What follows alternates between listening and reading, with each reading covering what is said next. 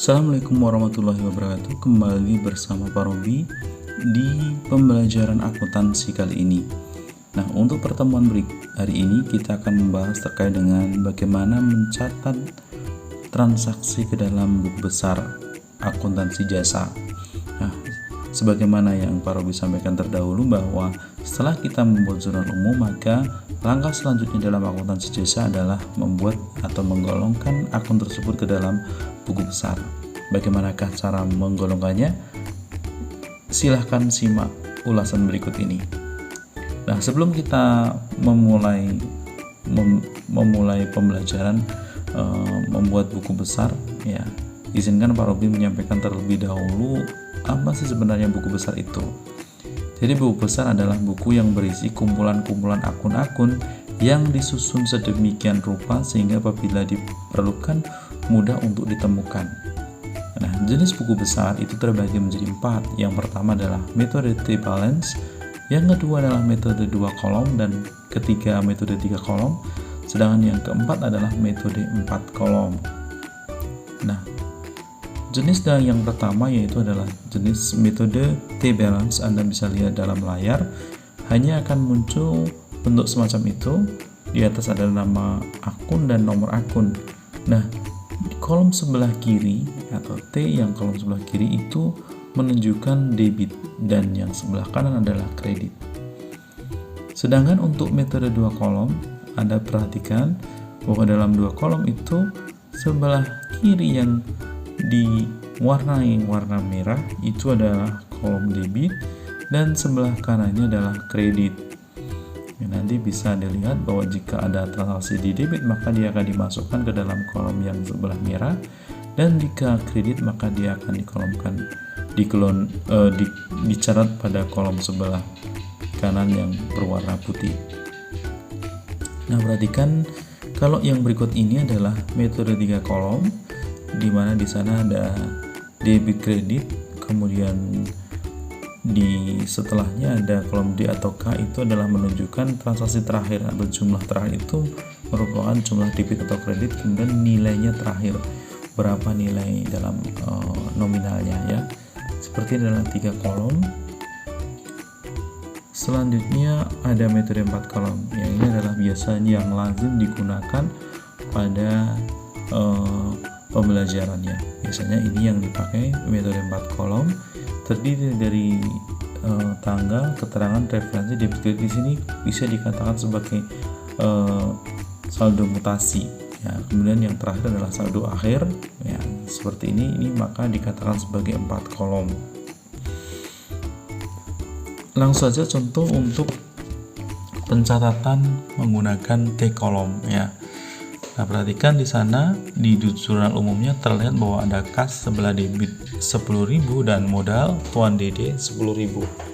Maka jika dicatat ke dalam buku besar T kolom, maka akan seperti ini. Letakkan atau tulis nama akunnya di atas, ya, kas, kemudian referensinya atau kode akunnya adalah 111. Kemudian letakkan nilai, ya, nilai 10.000 itu karena kas adalah debit maka letakkan 10.000 itu di kolom kiri, ya. Kemudian berikan tanggalnya, tanggal 1 Januari 2009 10.000. Kemudian perhatikan untuk yang modal, ya, pada transaksi tersebut kita lihat modal adalah memiliki kode akun 311. Kemudian saldonya adalah di sebelah kredit, maka catatlah atau salinlah nilai modal sebelah kredit. Jadi jangan lupa berikan tanggal, ya, tanggal 1 bulan 1, mohon maaf itu sebenarnya tanggal 1 bulan 1 2009, kemudian nilainya adalah 10.000. Perhatikan yang contoh yang kedua, ini di tanggal 2-nya. Di tanggal 2 ini ada perlengkapan sama kas. Nah, kita lihat pada kolom kas terlebih dahulu karena yang sudah ada kas tanggal 1 tadi sudah ada transaksi 10.000, maka tanggal 2-nya kas saldonya adalah di kredit 500, maka pencatatannya adalah letakkan 500 di sisi kanan atau kreditnya. tapi jangan lupa diberi tanggal 2 bulan 1 2009, nilainya adalah 500. Kemudian muncul akun baru yaitu perlengkapan toko ya dengan referensi 112 senilai 500 di debit, maka pencatatannya adalah tulislah nama akunnya perlengkapan, referensi ditulis 112, kemudian nilainya ya salinlah pada kolom debit atau sebelah kiri, dan jangan lupa berikan tanggalnya, tanggal 2 bulan 1 2009. Selanjutnya adalah metode 2 kolom. Ini perhatikan baik-baik, ini jarang yang biasanya sering ya, seperti menggunakan atau seperti membuat jurnal umum saja.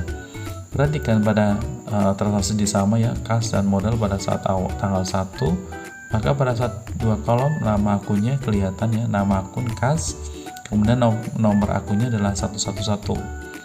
Nah, karena akun kas adalah akun debit, maka diletakkan di sebelah kiri Januari tanggal 1 modal DD, jadi adalah setoran modal pertama, kemudian nilainya adalah 10.000. Selanjutnya ya yang kedua modal tuan DD sama, maka letakkan nama akunnya modal, referensinya 311, kemudian letakkan sebelah kanan. Nah, seperti channel setoran awal jurnal umum 1 10.000. Jadi hanya memindahkan saja sebenarnya. Jangan lupa, tapi ingat bahwa jika debit sebelah kanan, sebelah kiri, mohon maaf, jika kredit sebelah kanan. Selanjutnya ini perhatikan contoh yang kedua, misalkan ada perlengkapan dan kas, maka perlengkapan letaknya di debit, maka perhatikan, maka tulislah perlengkapan di kredit. Kenapa kas? Ya keterangannya karena pembelian perlengkapan itu cash, artinya tunai.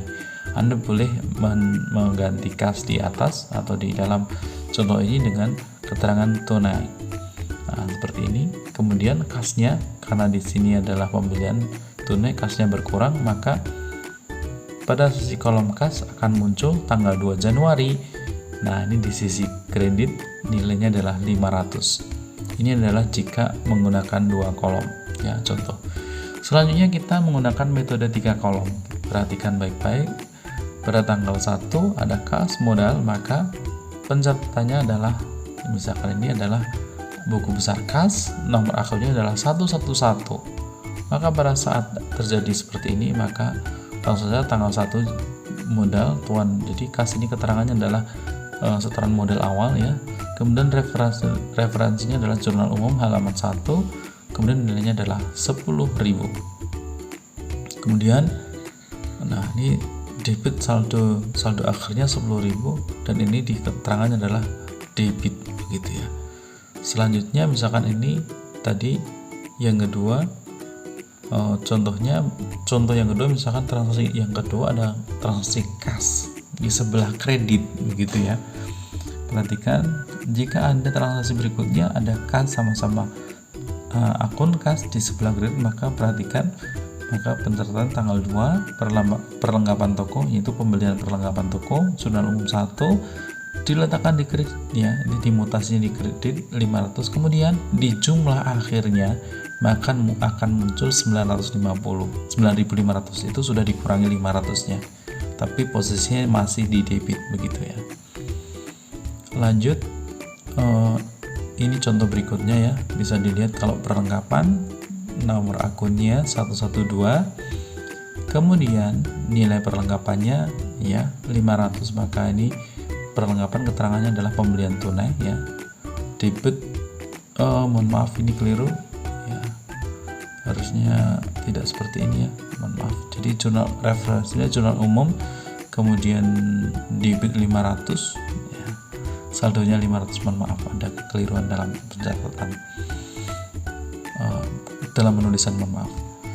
Kemudian misalkan ini tanggal 1 ya, tadi untuk mencatat nama akun modal, maka perhatikan karena di sini akun modal kredit, maka akan tampak semacam ini, channel setoran awal jurnal umum 1 ya, mohon maaf CU itu tolong nanti direvisi, ditulis di kolom referensi, kemudian nilainya 10.000 dan saldo akhirnya kredit 10.000. Kemudian metodenya 4 kolom. Nah, ini yang sering digunakan dan lazim digunakan dalam proses pembelajaran ya.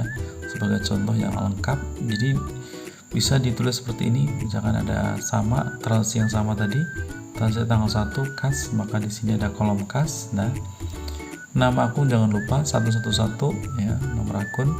Kemudian transaksinya di debit ya, Januari tanggal 1 setoran tuan Dede ya, nilainya 10.000, kemudian tinggal diganti aja di saldo akhir 10.000 ya. Kemudian ini misalkan contoh yang kedua, sama masih akun kas ya misalkan. Nah, tanggal 2 nya kasnya kredit, maka saldo akhirnya langsung jadi nilai akhir yaitu 9.500 ya. Jadi yang di debit dikurangi kredit nilainya 9.500. Nah, contoh berikutnya ini misalkan perlengkapan ya. Perlengkapan nomor akunnya 112. Kemudian letakkan aja tanggalnya tanggal 2 dan Januari. Jadi pembelian perlengkapan bisa Anda tulis tunai atau kas. Referensinya CU1, mohon maaf itu bisa digeser, nanti proses penulisannya ada kesalahan. Kemudian debit ya, nilainya debit 500 dan di saldo akhir ditulis, tinggal dipindah jadi saldo akhir 500. Demikian tadi penjelasan terkait posting ke dalam buku besar. Semoga bermanfaat. Kita lanjutkan pada pertemuan selanjutnya dengan materi yang berbeda. Sampai ketemu, semoga bermanfaat. Billahi taufiq wal hidayah. Wassalamualaikum warahmatullahi wabarakatuh. Bye bye.